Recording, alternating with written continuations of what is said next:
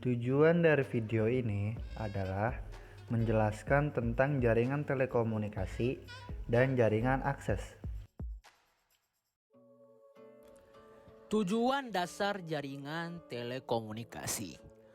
Tujuan dasar dari jaringan telekomunikasi adalah untuk mengirimkan informasi dalam bentuk apapun dari seorang pengguna atau yang biasa kita sebut user kepada pengguna lain dalam jaringan. Sejarah jaringan telekomunikasi. Dahulu, orang menggunakan sandi atau Morse dalam berkomunikasi. Contohnya seperti cahaya, suara peluit, dan sebagainya. Dengan perkembangan ilmu dan teknologi, mulai banyak perkembangan dalam telekomunikasi. Mulai dalam pengiriman data melalui telegraf, kemudian pengiriman suara melalui sistem telepon, dan sekarang berkembang sistem telekomunikasi dengan media atau yang kita sebut dengan radio atau wireless. 3 teknologi minimal yang diperlukan untuk dapat berlangsungnya komunikasi melalui jaringan telekomunikasi. Yang pertama, ada transmisi. Transmisi adalah proses pengangkutan informasi antar titik-titik dari suatu sistem atau jaringan. Yang kedua, ada switching. Switching dapat diartikan sebagai mekanisme penyambungan saluran input ke saluran output sehingga informasi atau yang biasa disebut dengan trafik telekomunikasi dapat dialirkan dari pengirim kepada penerima. Yang terakhir ada signaling.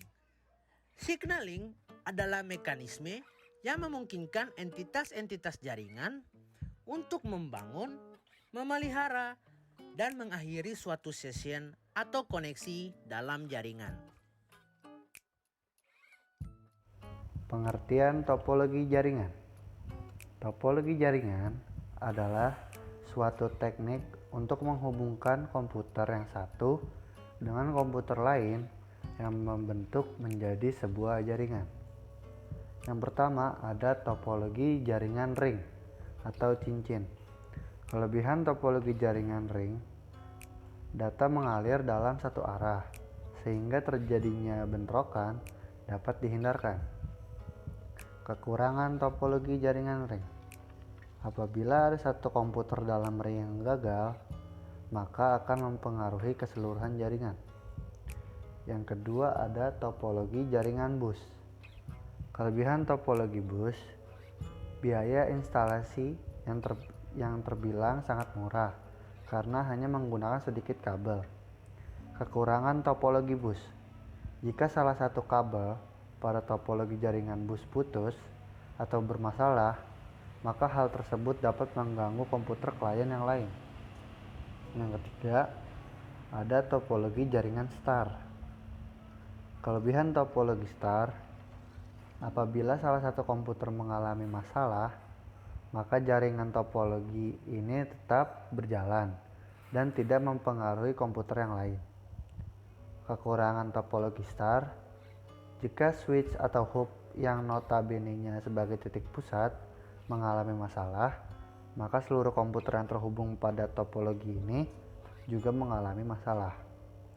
Yang keempat, ada topologi mesh atau jala.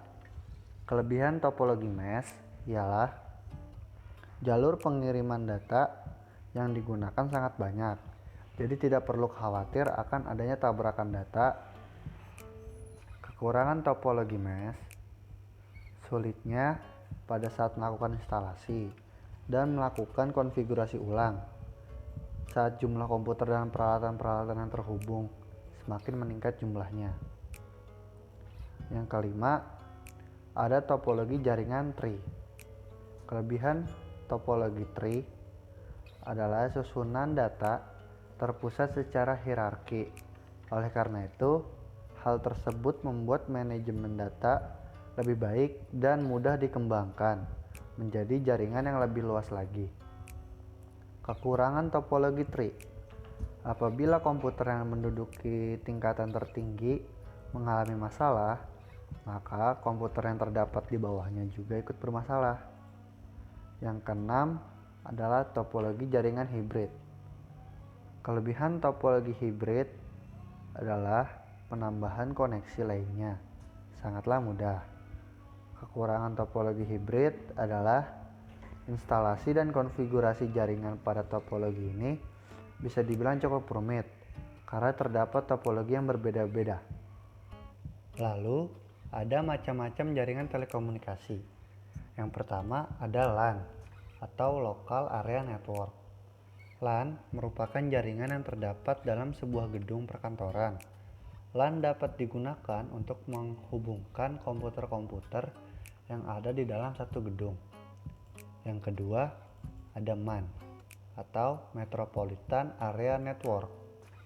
MAN merupakan jaringan LAN dalam versi yang lebih besar. MAN digunakan untuk menghubungkan sejumlah komputer yang terdapat pada beberapa kantor yang letaknya berdekatan atau bisa menggabungkan dua gedung.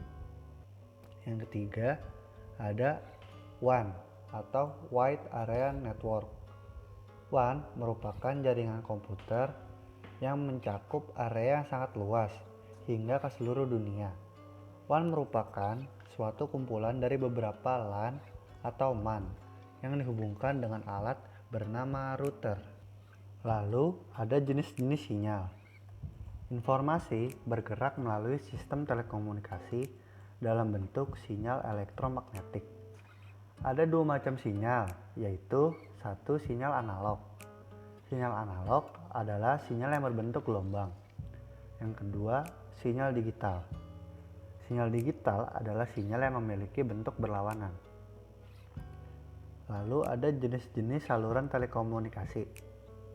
Saluran komunikasi berfungsi sebagai saluran di mana data dikirimkan dari satu bagian ke bagian lainnya. Saluran dapat menggunakan berbagai macam media telekomunikasi seperti kabel listrik biasa, kabel koaksial, serat optik, gelombang mikro, satelit, dan transmisi jarak jauh. Jaringan akses. Pengertian: jaringan akses adalah jaringan yang mampu untuk menghubungkan pelanggan dengan sentral telepon. Ada jenis-jenis jaringan akses. Yang pertama yaitu jaringan lokal akses tembaga atau JAR-LOCAT.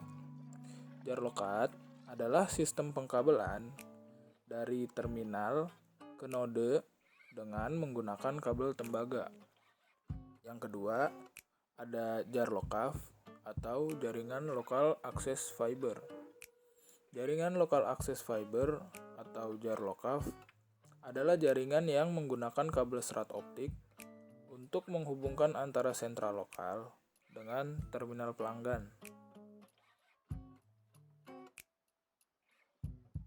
Access point. Pengertian access point. Access point adalah perangkat keras jaringan komputer yang menghubungkan piranti nirkabel atau tanpa kabel dengan jaringan lokal menggunakan teknologi seperti Wi-Fi, Bluetooth, wireless, dan lain sebagainya. Access point juga sering disebut dengan Wireless Local Area Network atau WLAN. Umumnya, access point akan disambungkan dengan perangkat keras seperti router, hub, atau switch melalui kabel Ethernet supaya dapat memancarkan sinyal. Kelebihan yang didapatkan ketika menggunakan access point adalah sinyal Wi-Fi yang dipancarkan dapat menjangkau semua ruangan walaupun terhalang banyak tembok atau sekat antar ruangan. Kekurangannya yang pertama ada konfigurasinya lemah, dan yang kedua yaitu masih menggunakan tipe enkripsi WEP atau Wired Equivalent Privacy yang mudah diretas. Fungsi utama access point adalah mengizinkan atau menolak perangkat untuk terhubung dengan jaringan lokal yang sama. Sekian dan terima kasih.